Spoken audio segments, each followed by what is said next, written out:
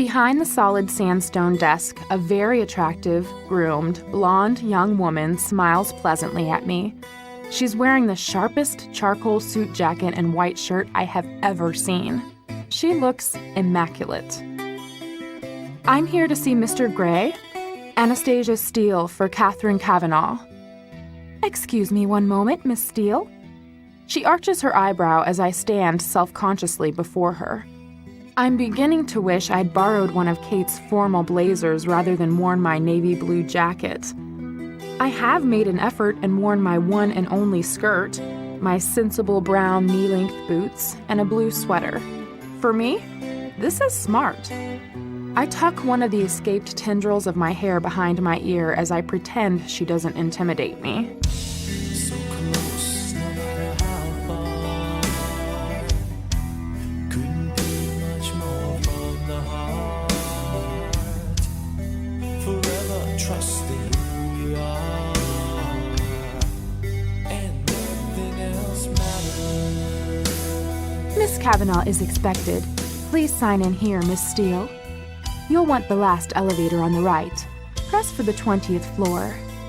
She smiles kindly at me, amused, no doubt, as I sign in. She hands me a security pass that has "Visitor" very firmly stamped on the front. I can't help my smirk. Surely it's obvious that I'm just visiting.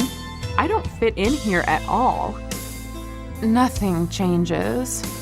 I inwardly sigh. Thanking her, I walk over to the bank of elevators and past the two security men who are both far more smartly dressed than I am in their well-cut black suits. Open myself this way. Life is ours, we live it our way. Hold these words I don't just say, and nothing else matters. The elevator whisks me at terminal velocity to the 20th floor. The doors slide open and I'm in another large lobby. Again, all glass, steel, and white sandstone. I'm confronted by another desk of sandstone and another young blonde woman, this time dressed impeccably in black and white, who rises to greet me. "Miss Steele, could you wait here, please?" She points to a seated area of white leather chairs. Behind the leather chairs is a spacious glass-walled meeting room with an equally spacious dark wood table and at least 20 matching chairs around it. Beyond that, there is a floor-to-ceiling window with a view of the Seattle skyline that looks out through the city toward the Sound. It's a stunning vista, and I'm momentarily paralyzed by the view. Wow. Trust I seek and I find in you. Every day for us something new. Open mind for a different view, and nothing else matters. Never care for what they do. Never care for what they know. But I know.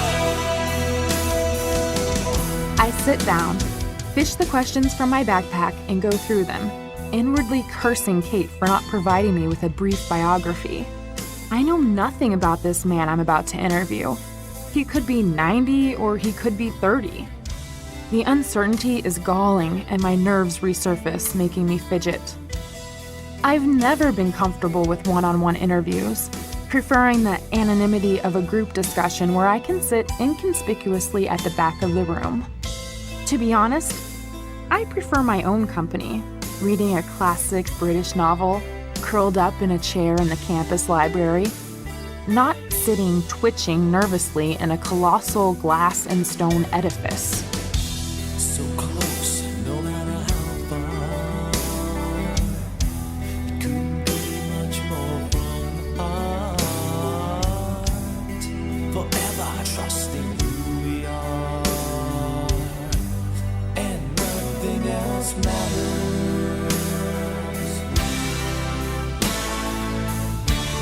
Never care for what they do. Never